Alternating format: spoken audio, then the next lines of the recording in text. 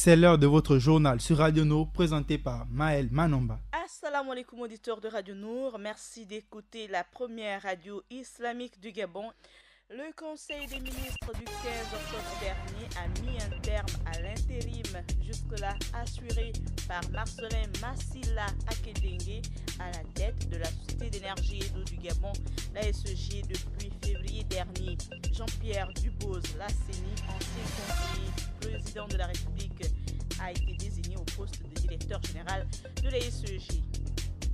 Et un peu de sport dans ce journal local. Le tourbillon Gabon volet de Libreville et Funi volleyball de l'Estuaire, une formation féminine de la discipline, sont les deux clubs gabonais au championnat sous-régional des clubs champions zone 4 qui aura lieu du 19 au 29 octobre prochain à Brazzaville, au Congo.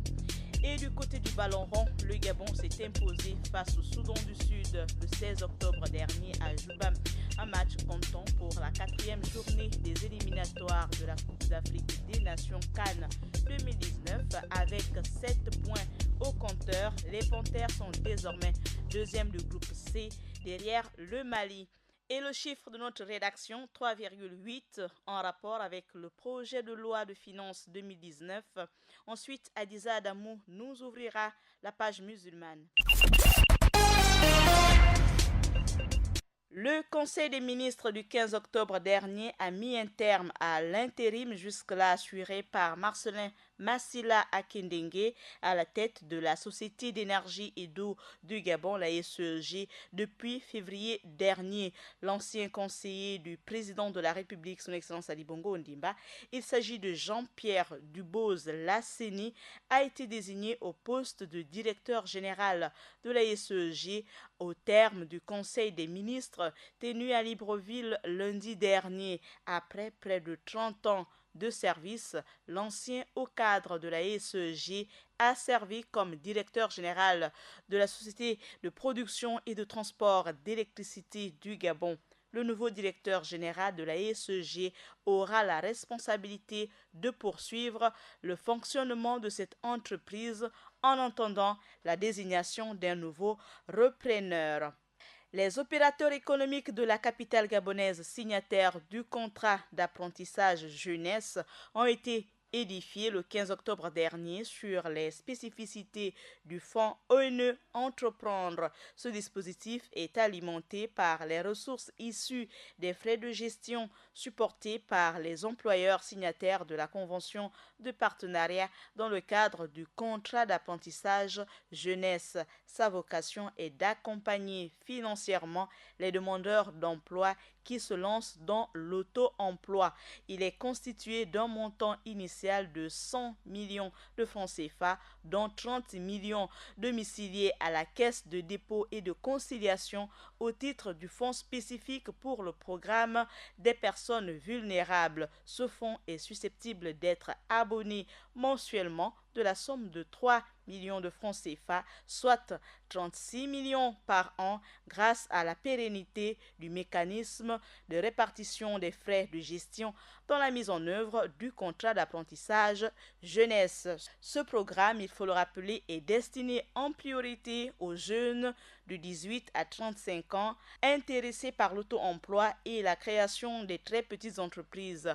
L'ONE entreprend d'accompagner le promoteur à hauteur de 90% du coût de projet et 10% constitue l'apport du promoteur et c'est près de 300 demandeurs d'emploi éligibles à ce dispositif. Et un peu de sport dans cette édition d'information, le tourbillon Gabon volet de Libreville et Funi volleyball de l'Estuaire, une formation féminine de la discipline, sont les deux clubs gabonais au championnat sous-régional des clubs champions zone 4 qui aura lieu du 19 au 29 octobre prochain à Brazzaville, c'est au Congo. Et dans le sport roi, le Gabon a confronté ses chances de qualification pour la Coupe d'Afrique des Nations Cannes 2019 lors de la 4e journée des éliminatoires de la compétition le 16 octobre à Juba. Les hommes de Daniel Cousin se sont imposés 0-1 face au Soudan du Sud. L'unique but de la rencontre a été inscrit à la 48e minute par André Biyogo Poko sur un corner exécuté par Denis Bouanga. Avec seulement 4 points au coup d'envoi, le Gabon en compte désormais 7, soit un de moins que le Mali, leader du groupe C avec 8 points. Grosse surprise du groupe, le Burundi totalise 6 points, loin devant le Soudan du Sud, dernier du groupe avec 0 points au compteur. Les prochains matchs du Gabon se tiendront le 16 novembre à Libreville face au Mali et le 22 novembre à Bujumbura face au Burundi. Une victoire face au Burundi garantira au moins la deuxième place du groupe et partant la qualification pour la CAN 2019. Toujours est-il que la première place est à portée de main à condition de remporter les 2 dernières rencontres. Et le chiffre de notre rédaction, c'est 3,8, c'est un pourcentage. Le projet de loi de finances 2019 a été adopté à l'issue du Conseil des ministres du 15 octobre dernier. Celui-ci se chiffre à 2 milliards 806 millions de francs CFA contre 2 milliards 918 millions de francs CFA dans la loi de finances rectificative 2018, soit une baisse de 3,8%. À présent, Adiza Adamou nous ouvre la page musulmane. Assalamu alaikum Adiza. Wa alaikum salam Maël. Dans la page musulmane du jour, on parle au Tchad de la grève dans l'éducation, d'où le ministre de l'Éducation nationale opte pour la tournée des établissements. En Algérie, on parle de la crise du Parlement. On parle enfin des 4 premiers pays qualifiés de la CAN 2019. On ouvre cette page musulmane au Tchad où le secteur éducatif est actuellement en grève. Au Tchad, le ministre de l'Éducation nationale, Aboubakar Assidiki, menace les enseignants qui refusent de reprendre les cours alors que la rentrée a officiellement eu lieu le 1er octobre.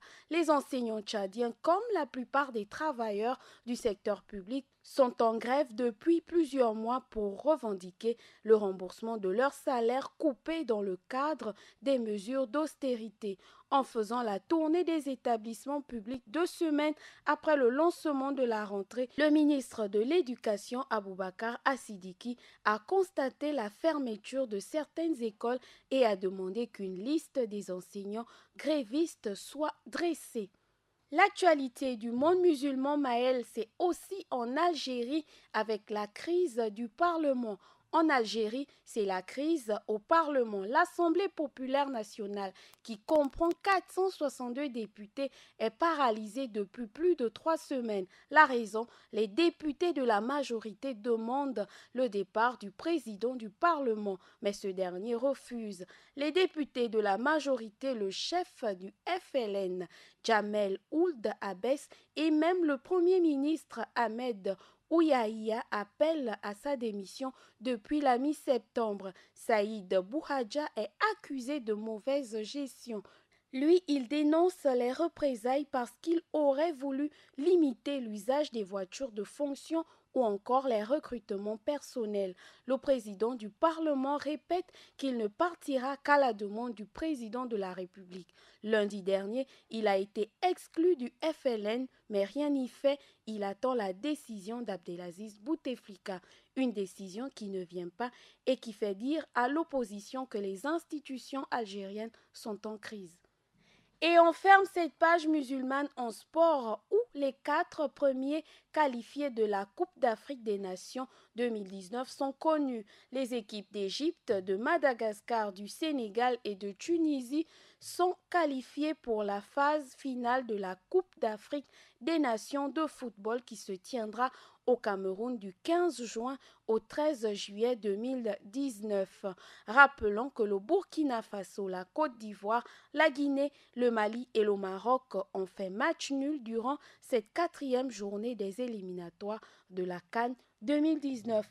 Voilà Maël, c'est tout pour la page musulmane du jour. Merci Adiza Adamo pour cette page musulmane. Merci de l'avoir suivi. Ce journal local présenté par Maël Manomba de Mouabi. L'actualité sur Radio Nour, c'est à 16h, 20h, 23h et à 8h. Assalamu alaikum et bonne suite des programmes.